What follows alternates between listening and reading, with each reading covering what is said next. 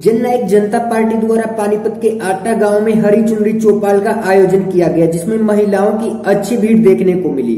नैना चौटाला ने कहा कि भाजपा सरकार में शिक्षा, सुरक्षा और स्वास्थ्य का बुरा हाल है। वहीं नैना चौटाला ने कहा कि 2019 में दुष्यंत की सरकार बना दो, मैं आपकी वकील बनकर आपकी समस्याओं को जड़ से मिटने का काम करूंगी। जितनी अनदेखी 10 साल में कांग्रेस ने महिलाओं के साथ की है, उतनी ही 4.5 साल में सबसे ज्यादा अनदेखी जो हो रही है वो आज के दिन महिलाओं के साथ हो रही है। चाहे वो हमारी शिक्षा ले लो, चाहे वो हमारा स्वास्थ्य ले लो, चाहे वो हमारी सुरक्षा ले लो।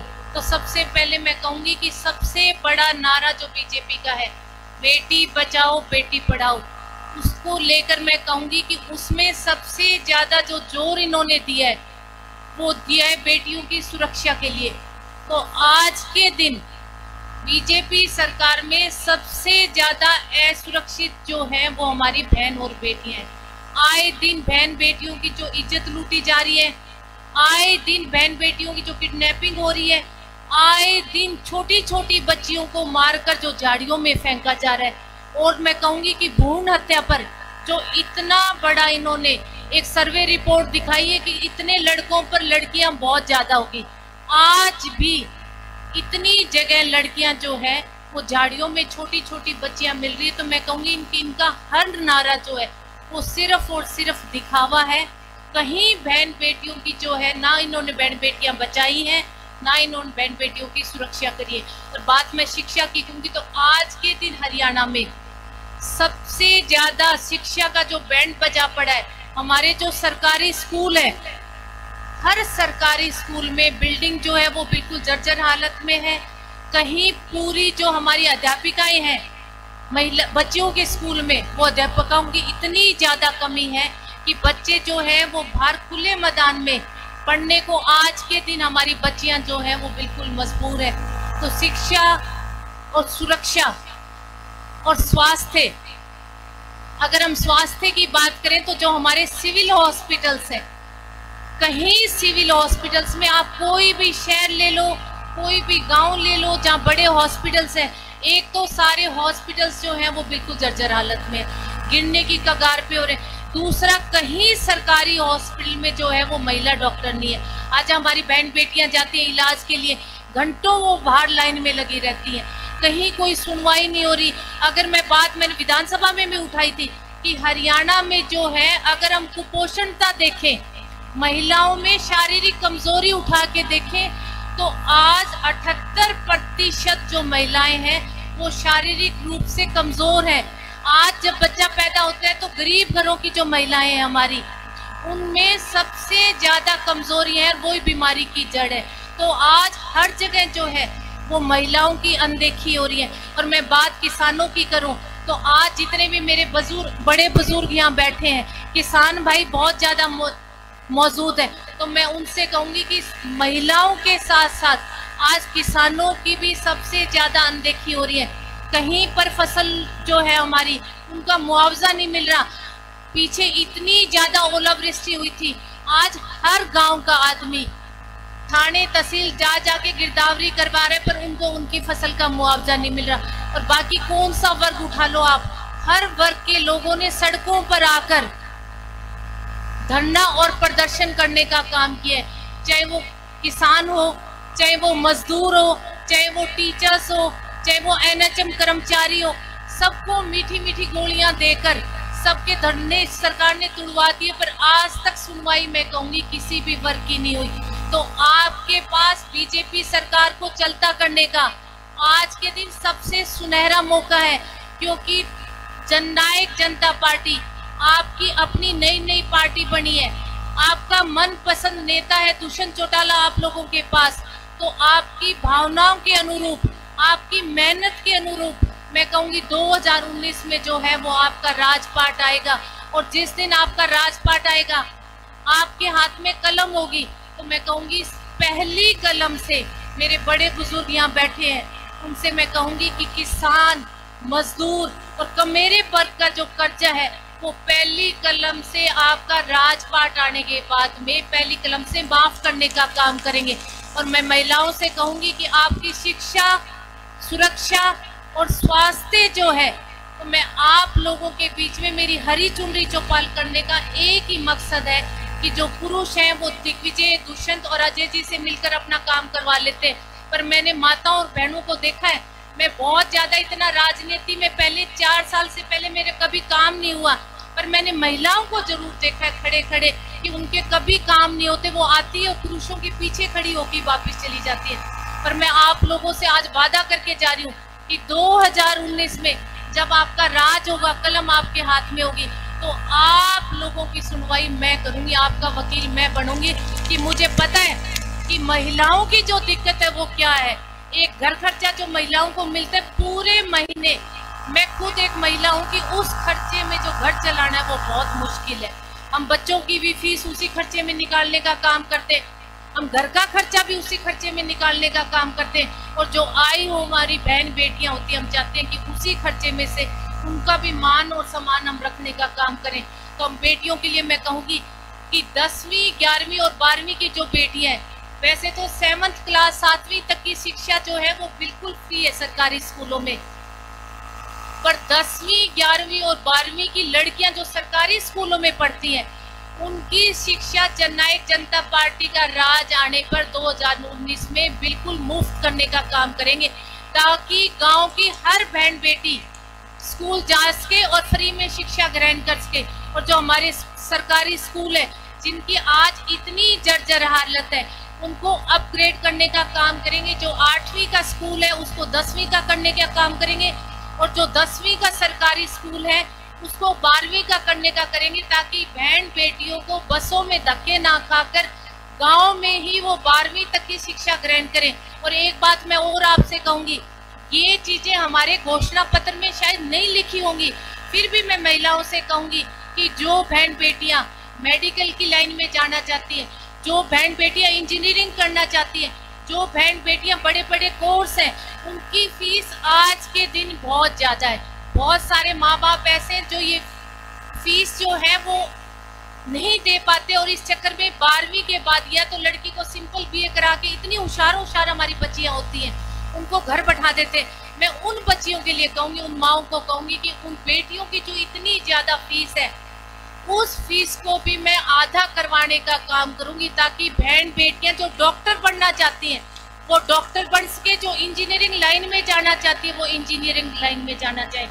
और जो हमारे हरियाणा में प्राइवेट कंपनियां खुलती हैं, सबसे ज्यादा इंडस्ट्रियल एरिया जो है वो पानीपत का है, पूरे हाईवे पर यहाँ कंपनियां ही कंपनियां हैं। 2019 में जब आपका राज होगा, जब भी कोई नई प्राइवेट कंपनी खुलेगी, मैं नौजवान बच्चों से कहूंगी कि आज के दिन सबसे ज्यादा बेरोजगारी जो है वो हरियाणा में है।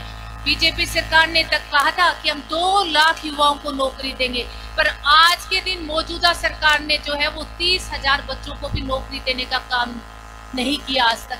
पर मैं आपसे कहूंगी कि प्राइवेट कंपनियां जो है, क्योंकि जमीन हरियाणा की होगी, कंपनी हरियाणा की होगी, तो इसमें 75% जो रोजगार होगा वो हरियाणा के बच्चों का होगा, बाहर के बच्चों को नहीं। क्योंकि कंपनी जब हमारी है, जमीन हमारी है, तो मैं कहूंगी कि जो रोजगार है 75%, उसमें जो नौजवान बच्चे और बच्चियां जो नौकरी करेंगी वो भी हरियाणा की होगी।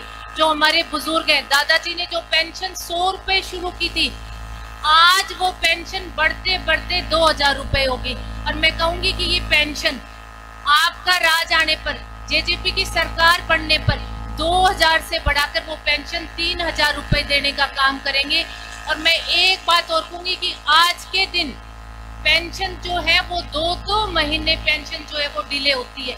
बूढ़ों को पेंशन नहीं मिलती, बूढ़े उस पेंशन के लिए बार बार डाकखाना की तरफ जाते हैं, इतने धक्के आज के दिन बूढ़े खाते। मैं कहूंगी कि वो पेंशन जो है वो आपको डाकखाना जाने की जरूरत नहीं पड़ेगी, पेंशन देने वाले लोग आपके दरवाजे पे आके आपकी पेंशन दे के जाया करेंगे, और हर महीने आपको पेंशन मिलेगी। और किसानों का जो सरकारी बैंकों का जो कर्ज है, वो मैंने पहले ही कह दिया कि पहली कलम से कर्जा माफ करने का काम करेंगे। और जो 6800 गांव है जहां पेयजल सुविधा जो है वो बहुत बेकार है, पीने के पानी की सुविधा नहीं है, 6800 गांव में आरओ सिस्टम लगाने का काम करेंगे। और जो हमारे पुराने कर्मचारी है जिनकी पेंशन जो है रोक दी गई, उस कर्मचारी पेंशन को पुनः बहाल करने का काम करेंगे। और जो हमारे सरकारी स्कूल है उसका मैंने पहले ही बता दिया आप लोगों की, उनको अपग्रेड करने का काम करेंगे। और सरकारी स्कूलों की जो है फीस जो है, प्राइवेट स्कूलों की जो फीस है वो सरकारी स्कूलों को इतना अपग्रेड कर देंगे कि बच्चे, मुझे लगता है, प्राइवेट स्कूलों की तरफ ध्यान नहीं देंगे। हर बच्चा जो है वो सरकारी स्कूल में पढ़ने का काम करेंगे। और व्यापारियों की जो ई बिल प्रणाली है उसको खत्म करने का काम करेंगे। व्यापार आयोग का गठन किया जाएगा। और बहुत सारी बातें हैं जो हमारे घोषणा पत्र में होगी। पर ये हरी चुनरी की चौपाल प्रोग्राम जो है वो महिलाओं का है, तो मैं हर महिला से कहूंगी कि आपसे संबंधित जितनी भी बातें हैं, चाहे वो घोषणा पत्र में हो चाहे वो ना हो, वो हर बात, क्योंकि मैं महिला हूँ, मुझे आपकी हर बात का पता है। मैं भी एक बिल्कुल गृहिणी हूँ। ये तो मुझे किन परिस्थितियों में राजनीति में आना पड़ा, मेरे से आप लोगों की कोई बात छुपी हुई नहीं है। मुझे हर घर का पता है कि घर कैसे चलता है। तो आपके साथ मैं हूँ। तो मैं यहाँ आई हुई महिलाओं से कहूंगी कि एक एक महिला जो है वो यहाँ से प्रण करके जाए कि आप संगठन को मजबूत करेंगे। एक महिला 10 महिलाओं को जोड़ने का काम करेगी, क्योंकि जब तक संगठन मजबूत नहीं होगा हमारा, तो हमारी पार्टी मजबूत नहीं होगी। पार्टी मजबूत नहीं होगी तो आपको दिक्कत आएगी। तो मैं महिलाओं से कहूंगी संगठन को मजबूत करें। संगठन मजबूत होगा तो आपकी पार्टी मजबूत होगी। पार्टी आपकी अगर मजबूत होगी तो लोकसभा के इलेक्शंस जो है वो 1 महीने बाद है। तो आपका लोकसभा का जो भी उम्मीदवार पार्टी आप लोगों को दे, उसको जिताने का काम करें। एक लोकसभा का एमपी जब आपका जीत के जाएगा तो आप ये सोचो कि नीचे वाले 7 या 6 जो विधायक है वो सारे विधानसभा में पहुंचने का काम करेंगे। तो जितने भी लोग आए हुए, मेरे बड़े बुजुर्ग बैठे, नौजवान बच्चे और माताएं बहनें, उनसे मैं कहूंगी कि आज से ही पार्टी के लिए आप काम करना शुरू कर दो और पार्टी को मजबूत करके वो राम सेतु बनाने का काम करो, जो रामायण में वानर सेना ने राम जी के लिए बनाया था। हम सारी महिलाएं मिलके उस गिलहरी की तरह काम करेंगे जो राम सेतु के बड़े बड़े पत्थरों में मिट्टी भरने का जिस गिलहरी ने काम किया था। तो हर महिला डोर टू डोर जाकर महिलाओं को जोड़ने का काम करे और पार्टी को मजबूत करे, क्योंकि मोदी जी ने हमारे साथ जो नोटबंदी की मार मारी है, मैं महिलाओं से कहूंगी कि जो मोदी जी ने इतने बड़े बड़े सपने दिखाए थे कि आप लोगों को, गरीब जो लोग हैं उनको घर मिलेगा, 2 लाख लोगों को रोजगार मिलेगा, 15-15 लाख आप लोगों के खातों में आएंगे। तो मैं कहूंगी कि सिर्फ इन थोथी बातों में और कुछ नहीं दिया, सिर्फ और सिर्फ हरियाणा की जनता को जो है वो यातनाएं मिली है। और नोटबंदी की मार जो है वो सबसे ज्यादा सरकार को कोई फायदा नहीं हुआ और हम महिलाओं का जो है वो सबसे बड़े घाटे का सौदा है। क्योंकि जो हमारी एक गांठी हुआ करती थी, जो हम पैसे जोड़ के रखा करते, वो नोटबंदी में इस मोदी ने हमारी वो सारी की सारी जो है वो गांठी निकलवाने का काम किया है। तो आप अपनी जननायक जनता पार्टी का राज लाने का काम करो और वो दोबारा जो आपकी गांठी है वो महिलाओं को पेंशन के रूप में दोबारा आपको मिलने का काम होगा। हर महिलाओं का, मैं बार बार कहती हूँ कि छोटे छोटे महिलाओं से संबंधित बहुत सारे लघु उद्योग हैं जिनमें सिर्फ और सिर्फ महिलाएं 10 बजे से लेकर 4 बजे तक जाकर अपना काम कर सकती है। तो ऐसे छोटे छोटे लघु उद्योग लगाने का हम लोग काम करेंगे, जिसमें महिलाएं जाकर अपने पैसे कमाने का काम करें, वो रोजगार का साधन ढूंढेंगे और उनको हर महीने उस लघु उद्योग में जो है वो पेंशन रूपी पैसा मिलेगा। हर महीने उनको तनख्वाह मिला करेगी। तो आपके पास आपकी जो दोबारा गांठी जो है वो जननायक जनता सरकार आने पर आपकी वो गांठी जो है वो दोबारा आप लोगों को देने का काम करेंगे। सब्सक्राइब करें और साइड में दी घंटी को भी दबाएं ताकि आप तक हर समाचार पहुंच सके।